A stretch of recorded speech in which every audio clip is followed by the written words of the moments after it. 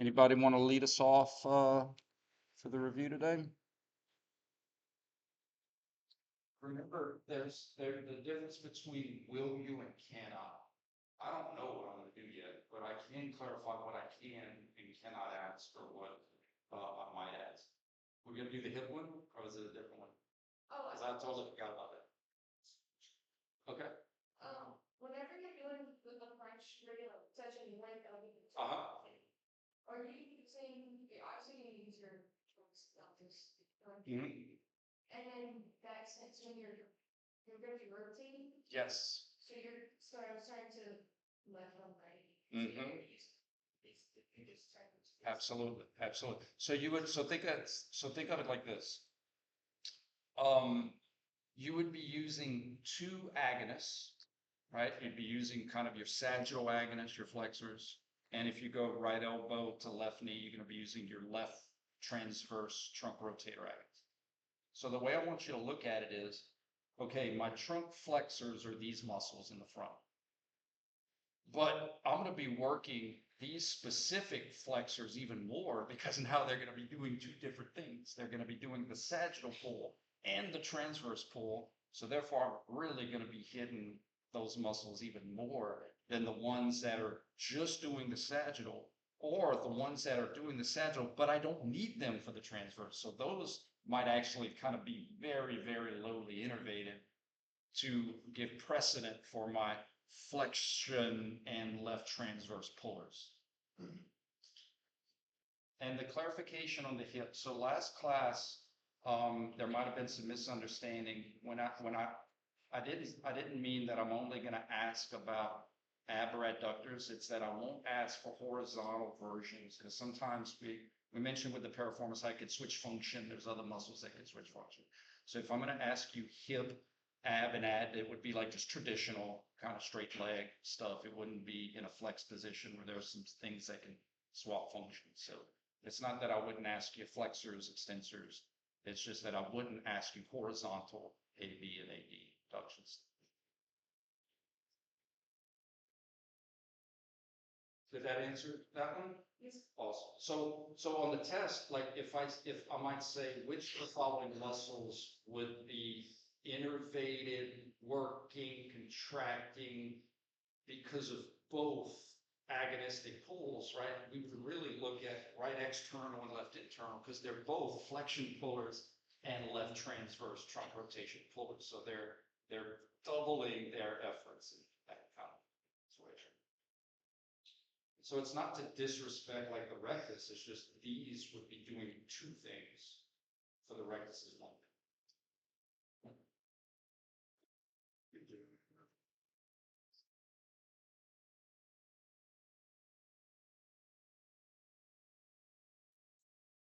As far as the knee joints, a lot of them, when the knee is flexed, they're either internal or external movements. Possibly do some examples where like elbow moves. Yeah, yeah. So there's only the good things that you only have one lateral or external, and that's your biceps femoris, the lateral one. So this big, well, mine's not big, but just this big string down here, that hamstring on the lateral side, that's your lateral rotator. On the inside, you got a bunch of them. So your other two hamstrings, membranosus, tendinosus, your popliteus is an internal rotator, gracilis, sartorius. And you have all of these extra internal rotators. So if my knee is off the ground, it's just as simple as just this. The medial crossing ones when my knee is flexed are going to be internal rotation pullers, and the one that's lateral is going to be an external. Does that make sense? They're mostly used, because remember, my emphasis, muscles aren't just used for motion. They're very important for stability, for joint stability. So in the closed chain sense, those internal rotators are very important to make sure our knee doesn't externally rotate too much. So those internal rotation pullers are almost kind of like a line of defense contraction wise to try to keep the knee from going too far out. So practically that's what their use is when we're in closed chain, is just to try to maintain the knee from going too far. Out of all the questions in terms of like practical exercise kind of questions, I would probably not ask an internal or external rotation of the knee question in terms of an exercise. Because the knee doesn't really spin very much. So it would be more traditional kind of exercises. Now, that doesn't mean I can't say the biceps femoris is a medial or lateral knee rotator when the knee is flexed. But in terms of like applying it to an actual exercise, that's a more challenging one to kind of set up. You're welcome. I hope that doesn't answer that question. I give you a Tootsie Pop, but I know how you feel about this.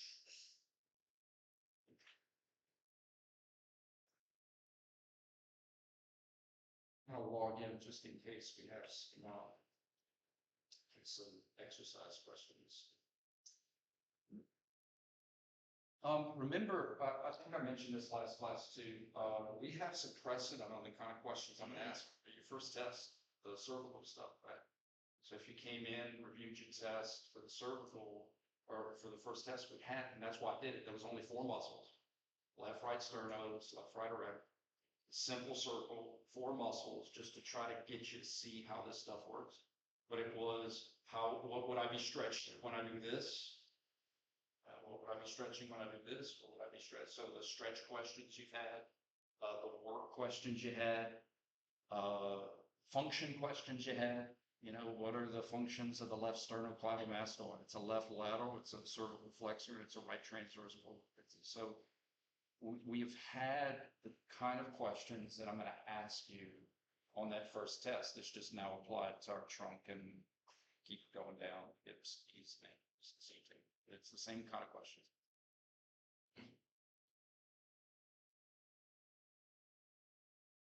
The only thing that's added that we didn't have in a cervical is the link tension stuff, because like your sternocleidomastoid is only going to pull at the neck. So now that we have multi-articulating muscles, it's just kind of adding in that, oh, this muscle pulls at the hip and the knee.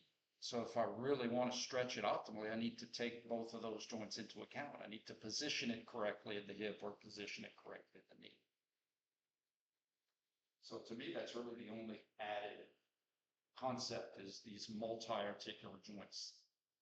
So in other words, if I say gastroc, you got to say, well, gastroc, how does it sit in the knee? It's almost like when we were, well, I say me, I came from a small school. We only had one teacher until like darn near junior high.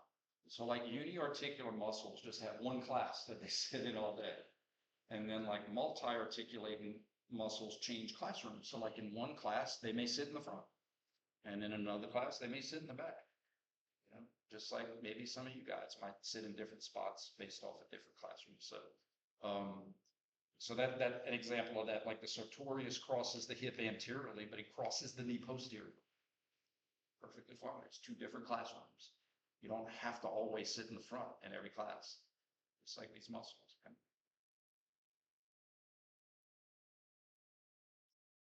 And even though muscles might cross posterior the same, the motion that they pull in might be different. Like a posterior crossing hip is an extension puller, but a posterior crossing knee is a flexion puller, right? So things like that. So we got some examples of putting muscles with slide. Sure. Let's do our most common examples or ones that we've done in class already, because those are the ones I'm most likely to.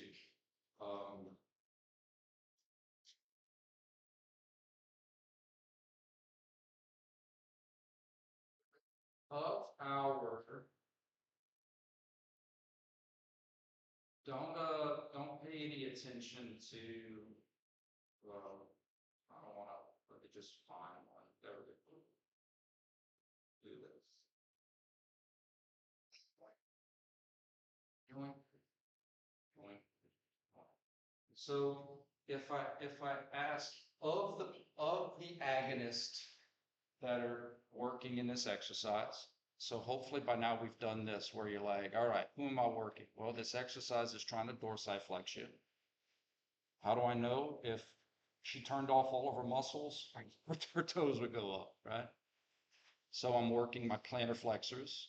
Of those muscles, which muscle would have less of a contribution than it potentially could? Like, in other words, which of those plantar flexors is not contributing as much as it possibly could because of its length tension, because it's on slack somewhere? The gastroc. The gastroc is on slack at the knee. So the knee's flexed. The gastroc is a knee flex. So because the knee is flexed, the TheraBand, that is the gastroc, is on slack up here. So it's going to pull less down here. If you extend the knee, then it's going to pull more down here. Right? So that's why this exercise would work the soleus more as a skateboard pusher, right? More than the gastroc. Not that the gastroc doesn't pull, but it's not pulling optimally because it's on slack. It's being a slacker. Oh boy. But I mean, that's one way to look at it, literally. It's being a slacker. So somebody's got to take up that slack, and the soleus is not affected by the knee position. So the soleus is like, I'm still in normal operating picture. Does that make sense? So if you wanted to increase the contribution of the gastroc, stand up and do it with the knees extended so that the gastroc gets lengthened, and therefore it's going to be more efficient to pull this way. The one that's working more, is that where you feel those pain? Oh, what a great question. Yeah, that would be like where you would feel, I guess pain is somewhat a subjective word, right? Discomfort, ischemia, uh, uh, where you would feel the physiological work happening. Absolutely. But I think sometimes that's confusing because here you have two muscles. I know from electromyography, it's hard to separate, you know, they live literally at the top of each other. So I think sometimes when you're feeling pain or ischemia, those muscles are working, it's still in the general area of both of them, right? It's like, in other words, like, ooh, I really feel that in my calf. Soleus, right? So it's kind of in the similar area.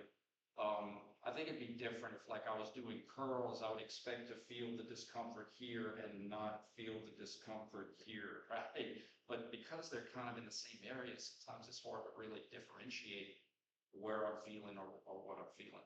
But in this case, your gastroc would not be in as much pain because your gastroc's like,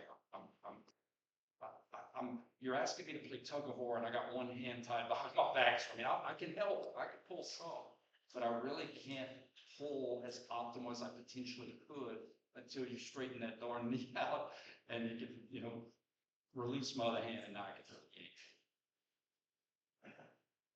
We didn't have time to get into it. I thought we would, but I was going to get into cramping and how exercise associated muscle cramps are most of the time from these biarticular muscles because they get innervated twice as much as the others. And when they're in slack, shortened positions, you slack the Golgi tendon organ, which is a rehab inhibitor.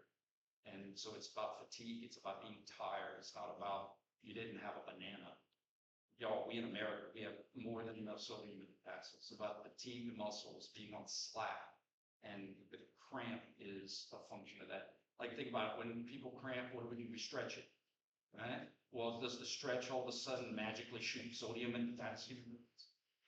Stretch the left calf. Oh, sodium, potassium, magic.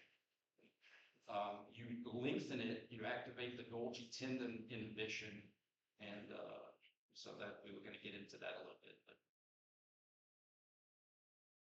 Could we do intention with seated leg curls versus front leg curls? absolutely.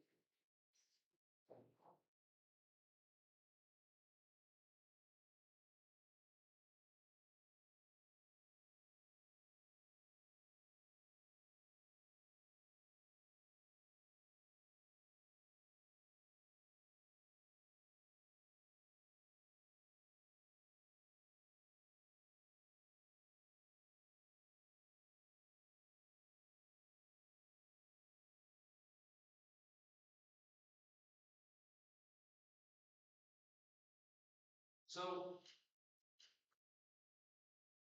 you know, people design these machines and they design them with purpose.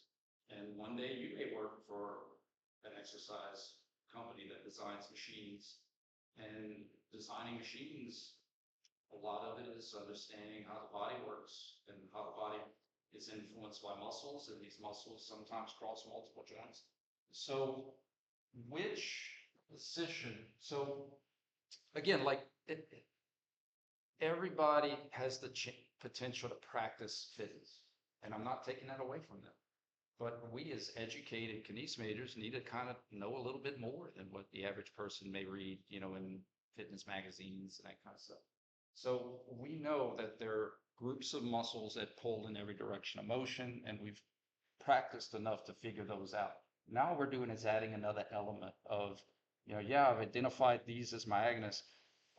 Is there any other factors that could either increase or decrease their contribution to the team? You know, it's not that they are off the team, but maybe because of a secondary position, because they're biarticular, maybe instead of averaging 30 points a game, they only put in 11. So they still contributed, but they're kind of, you know, maybe it's like, maybe they're dealing with an injury, or they're, you know, sick, or in this case, they're just being slackers. So hip position, both of the hips are flexed, but the picture on the left, you're more flexed. Does that make sense? So the exercise is working our knee flexors. True. So of our knee flexors, so you say, okay, let me look at my knee circle or my knee list. And you say, okay, who are my knee flexors? You got your gastroc, you got your sartorius, your gracilis, your semimembranosus, semitendinosus, biceps femoris. Let's see, 7, gastrocnemius, sartorius, gracilis, popliteus, 7. And so you say, okay, based on the hip position, could I mess with some of the contributors of some of those knee flexors? Yeah, in the picture on the left, I'm more flexed at the hip. So that means I'd be kind of lengthening my hamstrings more, right? Because they're hip extensors. So if I flex the hips, I'm going to be lengthening those. So in the position on the left, that would actually target, innervate, increase the contribution of my hamstrings as knee flexors because my hips are more flexed. Kind of makes sense? So again, what I'm not saying is that the hamstrings don't contribute on the picture on the right. I'm not saying that at all. It's just that the one on the left, they would pull more because I'm lengthening them proximally, so therefore they're going to tug more distant. And if I shorten them more proximally, it just means they're going to tug less distantly. It's not that they don't tug at all, but it actually gives other muscles a chance to go, oh, great, I get to score some points, you know, for this. So it's never about off, on. It's just about understanding how I can vary their contribution to the team.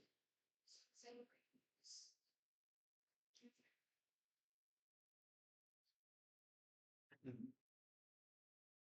Okay, so I want to, external state, and does that change the contribution of volume? It's a really great question. But the knee rotation is going to be, first of all, there's not a lot of motion there. It's really not. It's you know, it's not like these big sweeping motions. But the knee rotation that's going to happen is going to happen because of the bone, the way the bones are situated. The rotation of the knee happens naturally because of the way the bone structure of the knee is. I don't have to have muscles that make my knee rotate as I extend or flex. So the locking and the unlocking rotation there is just going to happen because of the way the condyles are articulated. So it's not significant enough to, you know, have a big change in leg tension.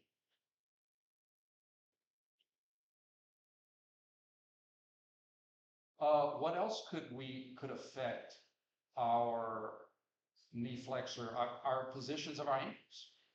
It's another way we could change it. Like if I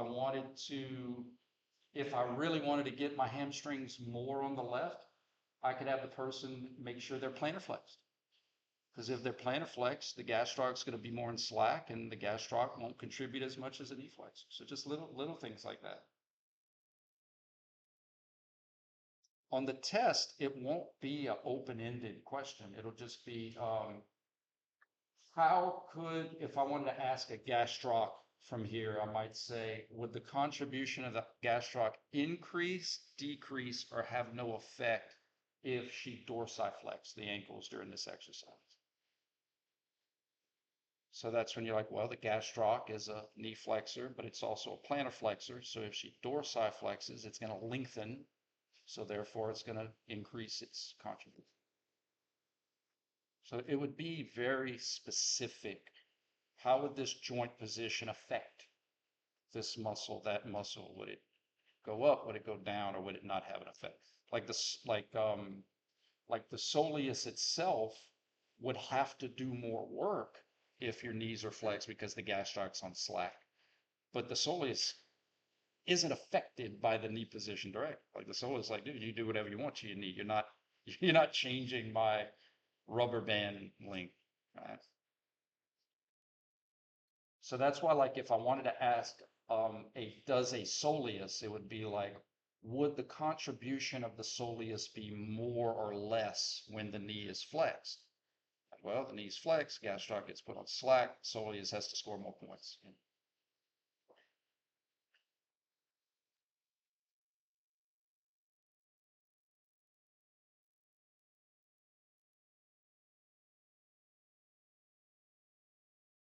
Did that answer that? Does good. Yep.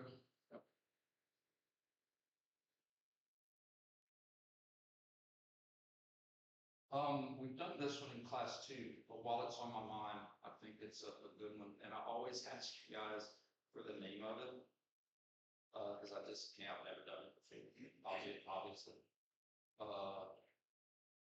think that's what it's called. Yay. So like, why would this exercise really focus the gluteus maximus? More. Do you like the Titsipot? No, sir. No problem.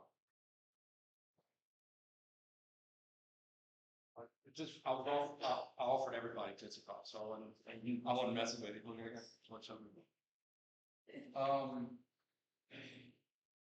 Let's see. Did the fog clear out, you guys? No. So again, I think this is kind of cool info for, graduate kinesiology makers to know, like, why is this exercise really good at working on your buttomus maximus? It's because your hamstrings are slacked at the knees. So the hamstrings are still hip extensors, but because your knees are flexed, you put them on, so here's the hamstrings TheraBand, you slack them distally and they're going to work less proximally. And so for the same amount of work, something's got to score more points. Something's got to take up that slack. Something's got to do more.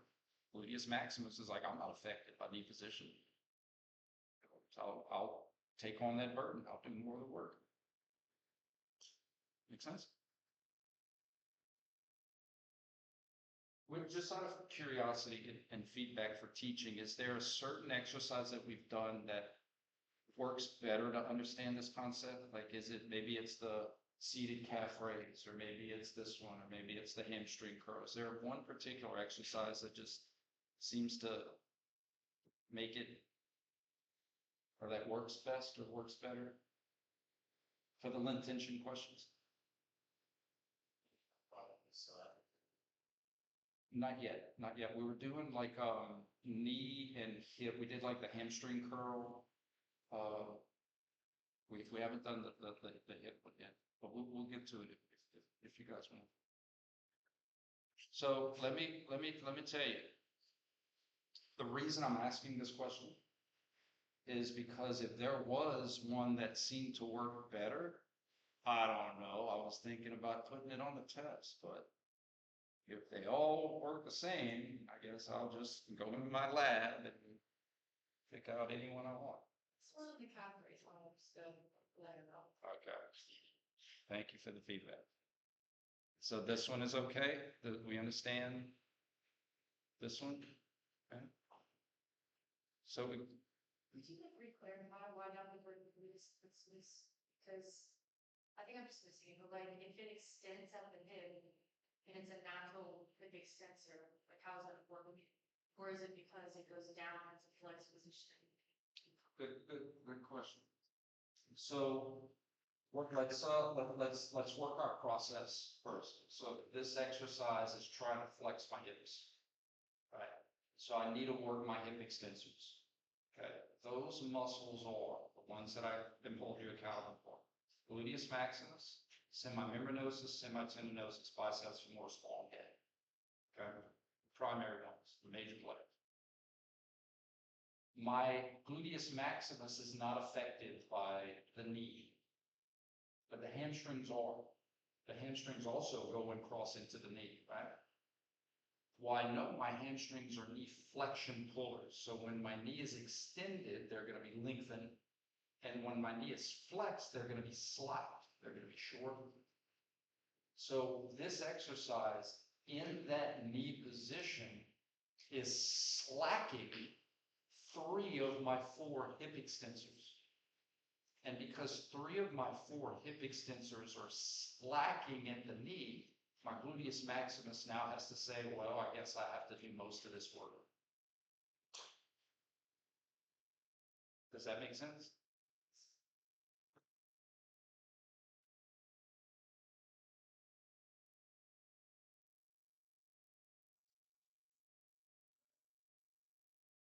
Yeah.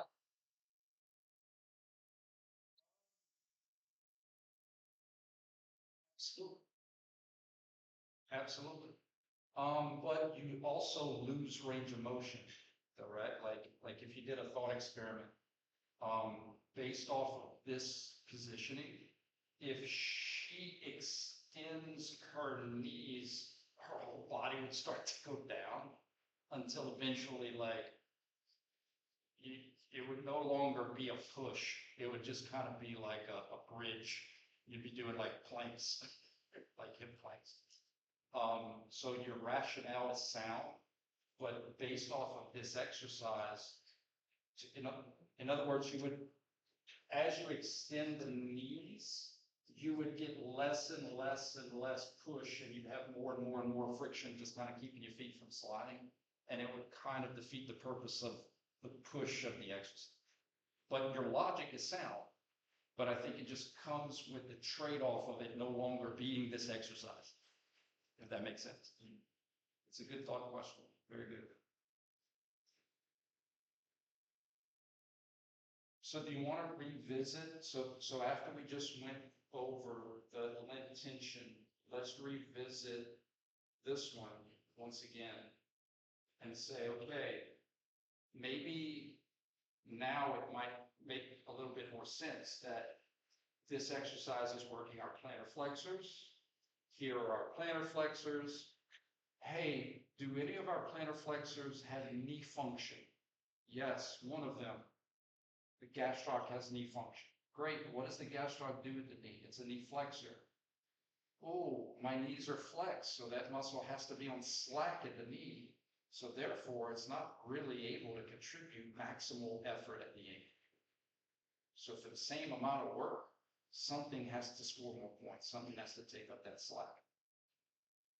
So she stood up, her gastroc would work the same amount as Do you mind saying that one more time? if she stood up, so her knees were sheared, Yeah. the gastroc would do the same as like this. No, the gastroc would work more. Well, the gastroc. So remember how I taught the ankle, you have the wheel and you have the balance, right? You know, if you just look at it, you're like, the gastroc is huge, the soleus is huge, all those other tibialis, posterior, all those others are more kind of stringy and more for kind of this kind of stuff.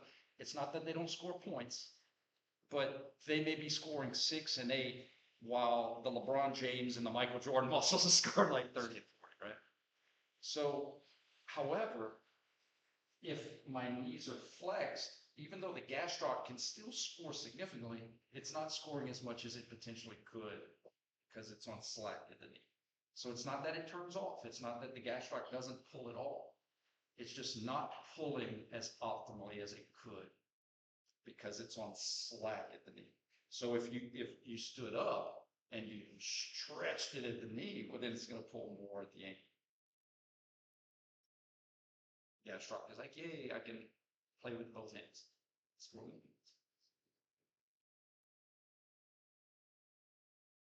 So this is, to summarize, guys, this is why we say that this kind of exercise works soleus. But it's not that it only works soleus, it's just that soleus would be scoring more points than with the gastroc at full health.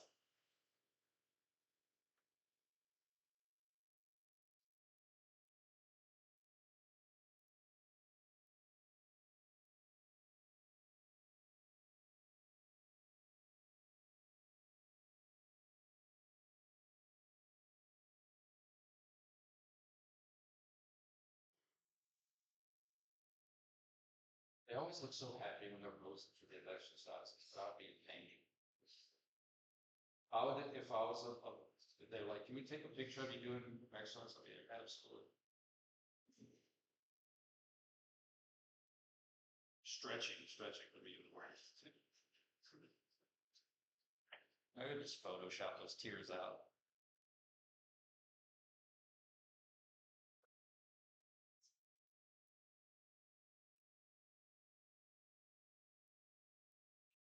Mm-hmm.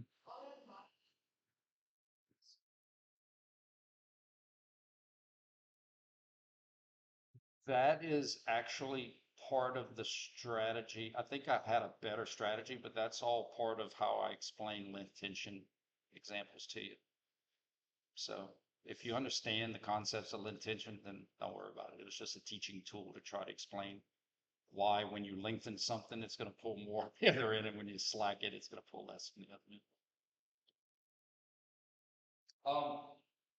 We could also apply these concepts to stretches, right? So like if on the test, if I said, what would be the best way to stretch the gastroc? You want that knee to be extended and you want that ankle to be dorsiflex. And for the soleus, you want the ankle to be flexed. Not that the soleus is affected by it directly, but it's affected by it indirectly. In other words, if my gastroc is preventing me from dorsiflexing more because it's tight, hey, gastroc, take a little break, and I could go more into dorsiflexion and thus stretch other plantar flexions. We did this extensively with the hamstrings. I think the best example is knees are extended and you flex, and people like me that have no flexibility, I'm like, yeah, I feel it. But without moving my hips at all, I could unlock my knees and not feel that stretching because the hamstrings are hip extensors, knee flexors. And so all I got to do is flex my knees and I slack it, the knee. So when we ask these stretch questions, again, the cervical was easy. It was just uniarticular. But some of these muscles cross multiple joints. So if I say, what's the best, or what positions do I want to put to stretch the rectus femoris? We say, okay, well, what does the rectus femoris do? It's a hip flexor. It's a knee extensor. So I want to make the hip extended and I want to flex the knee. Those kind of questions. Can we do some kind of table that like? Sure.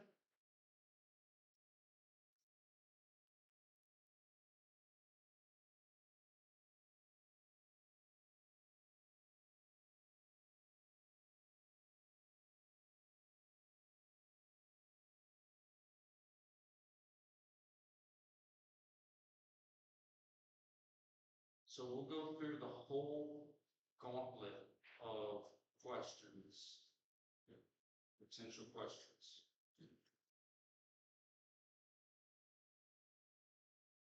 External force, in this case, this exercise is trying to do what to her left hip? Great. Look, you do you. I always try to eliminate things. What process of elimination? Well, if you use muscles that pull in the same direction as that exercise, she literally slam her leg into her, she literally slammed her ankle bone into her other ankle. She doesn't want to use adduction pullers. She's already got the machine trying to adduct her. She used to use abduction pullers, my abductors. Who are those muscles? Well, who pulls in the direction of abduction, whether you do it on your lifts or you do it in your circles? My tensor fasciae lata is an abduction puller, my gluteus medius, my gluteus minimus, piriformis, abduction pullers. And then you say, all right, those are my abduction pullers. I'm using my abductors. Now, what I know about work is I could have positive work or negative work. I could have concentric or eccentric. Because I think isometric is kind of easy, right? Those muscles are working without motion being involved, working physiologically. So it's literally just matching up. This is why I teach muscles on direction of pull. If she's working abductors and I see abduction, that has to be positive work. And if she's working abductors and I observe adduction, that has to be negative work. That has to be eccentric.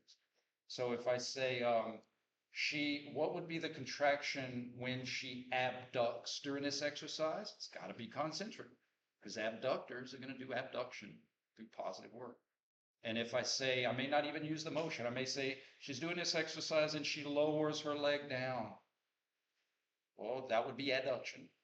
And abductors do adduction through negative work, through eccentric.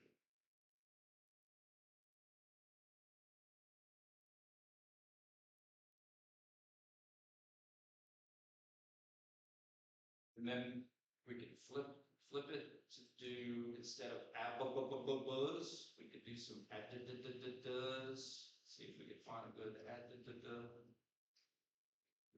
want to fully see.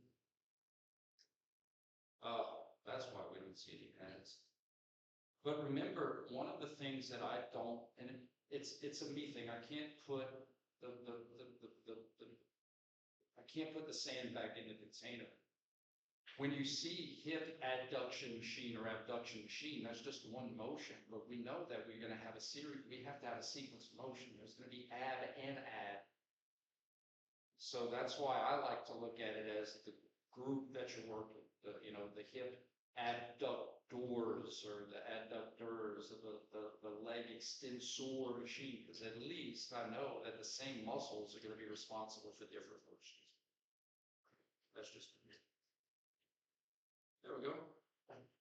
Got something like this. Maybe I could find something a little bit more range of motion. Thank you, artificial intelligence. I think we've done this before. That's okay. Always good to practice. Whoa. It's tiny. So can everybody see, albeit blurry, this exercise is trying to abduct your hip. So you wouldn't want those muscles. Slam your leg into the machine. You'd want your adductors. Who are your adductors? You know, the pectineus, and then you got your adductor family, brevis, longus, magnus, gracilis. And if you know that you're working adductors, well, now you got to match up this positive and negative work. If the adductors are working during this exercise, well, when I see adduction, adductors do adduction, positive work, concentric contraction. And adductors do abduction through negative work, eccentric contraction. So the contraction is always kind of proven or solved for. Once you identify the agonist who's working in an exercise, and then once you identify the specific motion, because again, guys, if I'm doing curls, I have to have flexion and extension. I can't just do a movement, but I'm still working the same muscles. So how do we rectify the same muscles being responsible for different motions, different contractions? That's the secret. That's the secret sauce.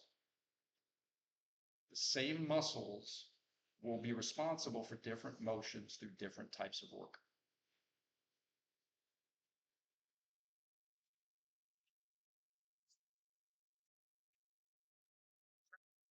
Sure.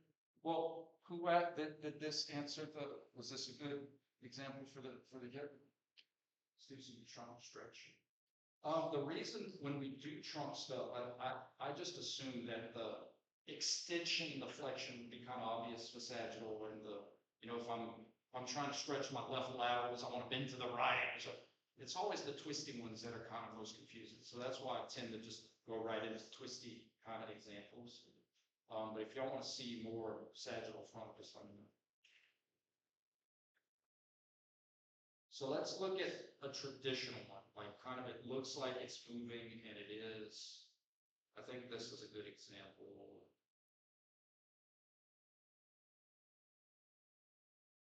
And for all of you that are nice and organized, I'm sorry for my ADHD, elemental P brain. Like my wife can't stand my desktops because they're just full of icons, right? But that's how I work. So every guy's muscles, although they're different, they're the same. They just pull and they are affected by position. So if I want to identify what group or what muscles, again, why I teach you the way I teach you is because all this stuff can be confusing if we just went right into muscles. I see why people just say core. There's no process there.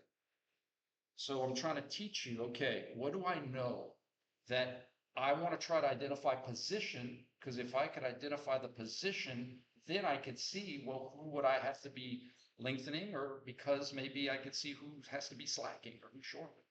So she's twisted to her left, true? So that means muscles that are pulling to the left are shorter and muscles that are pulling back to the right are longer. So she would be stretching right transverse trunk rotators because her trunk is twisted to the left. Your circles or your list just help identify, well, who are those muscles? And again, I'm not saying I've just been doing this for a long time. If you put a time limit on me and said, what muscles am I stretching? You got 3 seconds. I'll be like, I'll lose. But what I can say is, well, she's twisted to her left. That means she's not stretching muscles that pull to the left. She has to be stretching muscles that pull back to the right. Who are those muscles? Left external, right internal, right erect. All day and on holidays and weekends. But if you just came and said, no, I'd be like, oh, no. But we could figure it out. But we have the tools to be able to figure it out. Make sense? Like, again, like you're in a clinic and let's say an athlete or a person has an injury to a specific oblique or right internal. Do you know how to stretch it? You know, maybe there's a contraindication for a certain stretch while you're trying to create, you know, while you're trying to fix the balance, where you don't want to just do everything the same. You know, well, what does a right internal do? Well, a right internal is a flexor, a right lateral, but it's a right transverse rotator. I need a twist to the left. Okay, so let's do this one is kind of obvious. Let's do the pelvic one that's a little tougher, but it follows the same exact rules or concepts. And that is, where is my trunk rotated? Is my trunk twisted to the right or to the left? And the way I do it is, what hip is the sternum looking at? The sternum is looking at his right hip. Now, it's Halloween week, so unless you are possessed by a demon, the only way your sternum could look at your right hip is if you're twisted to your right. So that means I'm not stretching muscles that pull to the right transversely. I'm stretching muscles that are pulling to the left transversely. Who are those muscles? Right external, left internal, left erect. It's a process. And my process is in place because it's really tough to just see it right on the spot. Guys, it's not hard to see I'm working bicep. I get that. Not hard to see I'm working tricep. I get that. But some of this other stuff is not so easy. So having a process in place can only help us. Make sense?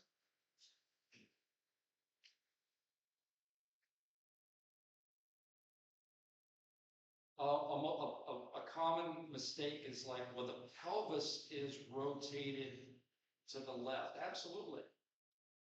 But the trunk is rotated to the right. And we're talking about trunk muscles.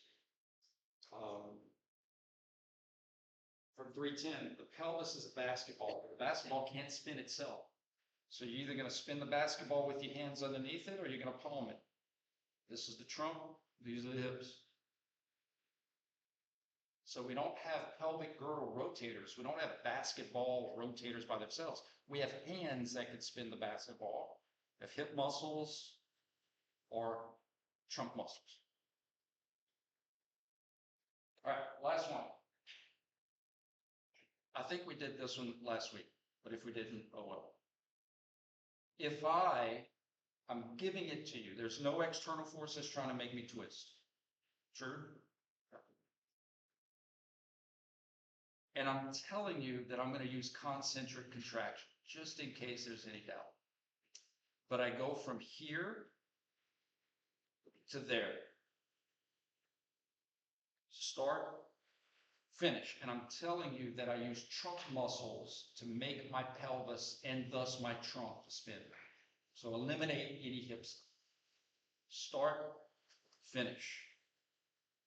Can you tell me, and I'm telling you it's going to be concentric because there's nothing trying to make me spin. So I have to make it spin. I have to shorten.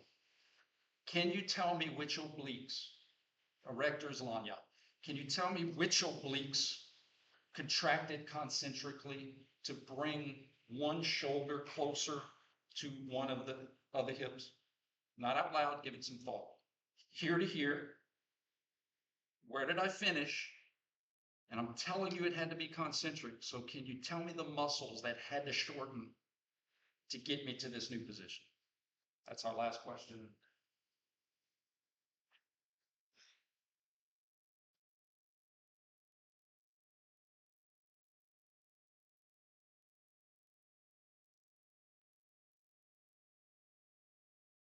Another way of asking this question is like if you were in a Roman chair and you did like this or this. Like start, finish, and you had to use trunk muscle.